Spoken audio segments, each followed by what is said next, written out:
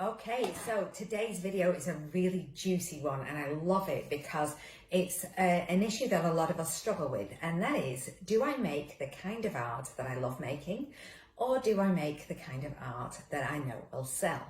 And it came about as a question from somebody in the Facebook group, and she was basically saying, as soon as I move out of the hobbyist mindset into something slightly more professional, I get stuck in this dilemma. Because of course, when you are just doing it as a hobby, you do it purely for the love, purely for the joy, we think, and we don't have to worry about any of the business stuff.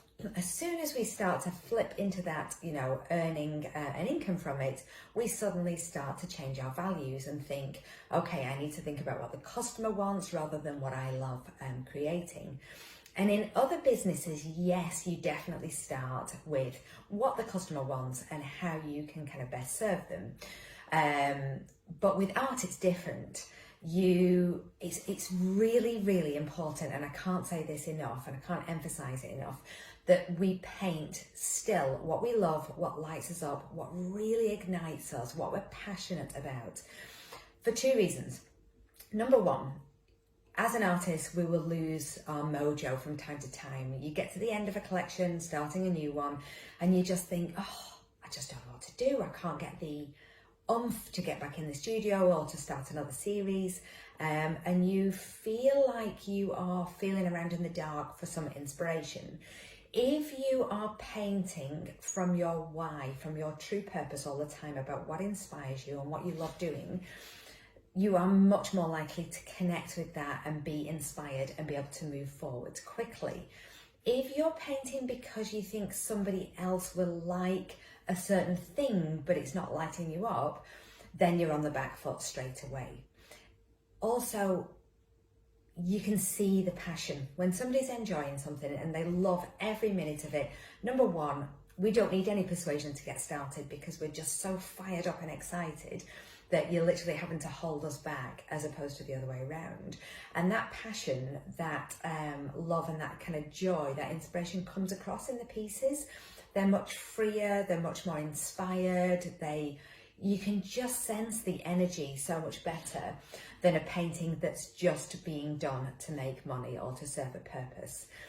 The other reason, because I said there were two reasons, the other reason is so that we can communicate with that, with our potential buyers, because if we are passionate about something and if it really motivates us and if we feel strongly about it, we can then share that in such a way that also attracts similar like-minded people who are also inspired and passionate about the same thing. And so it's kind of a marriage that happens from the work and from the customer's needs, and they come together. If you are painting according to customers' needs, i.e. what do I think will sell, then we are chasing, something that doesn't exist, because every person is different. Every person is going to be changing their mind from one day to the next, liking one thing one week, one thing another week. So if we're trying to keep up with fashions and trends and other people's requirements, it is exhausting, and it's a definite surefire way to burn out and lose the mojo. So, two good reasons there to just definitely stay on track, painting what you love painting instead of thinking what you will sell. And if you do that and stay true to yourself and stay honest, you will start to communicate it and you'll start to attract people that naturally align with the same thing.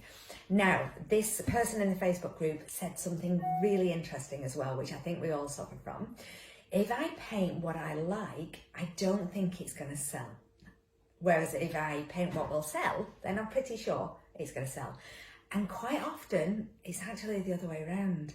We think it might not sell, we think it might be too niche or too specific or whatever it is, but because it's come from that heart-centered place and it's really driven by passion and enthusiasm, it sells like hotcakes, or it sells much easier.